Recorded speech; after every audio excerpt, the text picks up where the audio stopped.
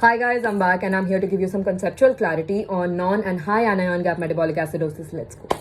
To simplify, low pH and low bicarbonate leads to metabolic acidosis. Now, what is anion gap? Anion gap is the difference between the cations and anions in the blood, the predominant ones. Some people use potassium, some don't. It's a debate, so we're not going to talk about it. The normal anion gap is 8 to 12.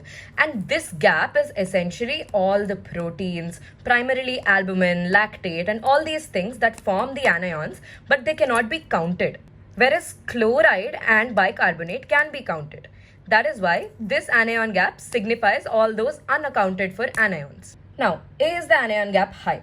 If your answer is no, that means you're having a non-anion gap metabolic acidosis. This is primarily due to the loss of bicarbonate. So in cases like diarrhea, in renal tubular acidosis where bicarbonate is not absorbed, etc., bicarbonate is actively lost from the body. So the body tries to maintain its electrical balance by replacing this bicarbonate with chloride. So there's increased reabsorption of chloride in the kidneys, and that leads to a normal anion gap because this formula mein everything is fitting now and the gap is the same.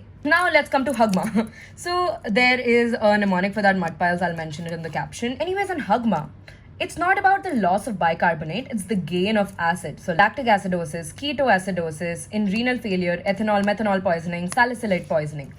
So what happens is the unaccounted for anions that form the anion gap like lactate, ketones, formate, salicylate, etc. are really high in the blood.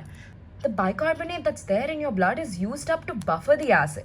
So the bicarbonate is actually not lost from your body. And that is why this compensation with chloride that's happening is not happening here. And the unmeasured anions are high here, which is causing the high anion gap. That's about it. I hope it helps you. Bye.